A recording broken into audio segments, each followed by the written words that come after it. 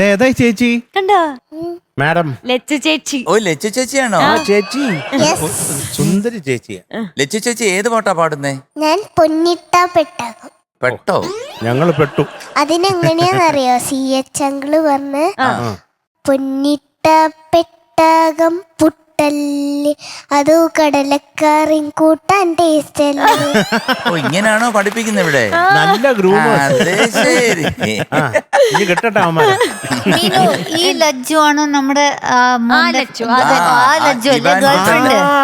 Girlfriend Lajju Ivan കുട്ടന്റെ. പക്ഷെ ആടണ്ട. ഹലോ, ഞാനും താരയും ഇജോക്കുട്ടനും good friends. Good friend. Hello, ആടണ്ട. അതെ, ഇജോ കുട്ടൻ ഇവിടെ വന്ന് പറഞ്ഞെന്താന്നറിയോ? ഞാൻ ഒറ്റ ചോദ്യമേ ചോദിച്ചുള്ളൂ. താരയാണോ ഇഷ്ടം, ലച്ചുവിനെയാണോ ഇഷ്ടം?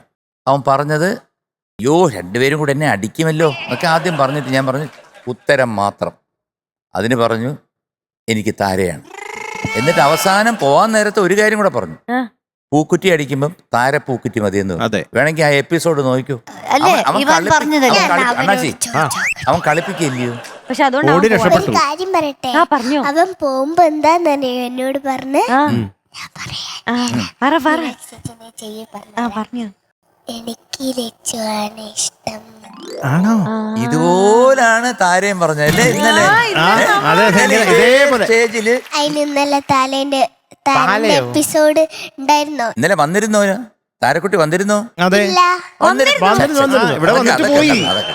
ഞാൻ താരന്റെ കൂടെ ഇന്നലെ രാത്രി വരെ കളിച്ചു, പാട്ട് പഠിച്ചു, പിന്നെ പാട്ട് പഠിച്ചു. ഇവിടെ ഇല്ലായിരുന്നോ?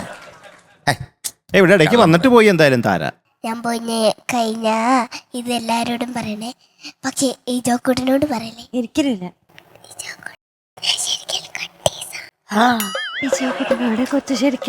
ആരോട് ഇവരോട് പറഞ്ഞ നിങ്ങൾ ആരോട് പറയല്ലേ കേട്ടോ.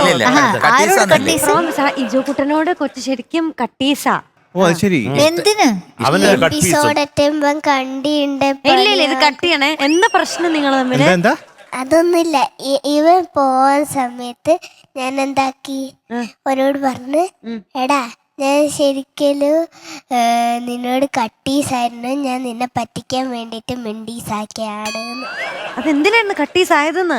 അത് അല്ല മക്കളെ, അതിന് കാരണം വേണ്ടേ? മിണ്ടീസാണ് എല്ലാവരോടും. മക്കളെ മിണ്ടീസായതോ കട്ടീസായതോ ഓക്കെ, നമുക്ക് പാടീസായാലോ?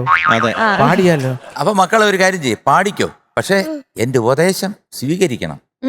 അതായത് രണ്ടുപേരും ഇനി ഇവാൻ കുട്ടന്റെ അടുത്ത് മിണ്ടേരുത്, നോക്കരുത്. സ്വീകരിച്ചല്ല, പക്ഷെ ഞാൻ പുറത്ത് സ്വീകരിക്കില്ല. അതെന്താ? മനസ്സിൽ അത് ശരി. അനുവൊക്കെ ഈ ഡയലോഗ് പറഞ്ഞ് 42 42 വയസ്സിലെ കൂടെ சொல்லல. അതാ ആയിട്ടില്ല.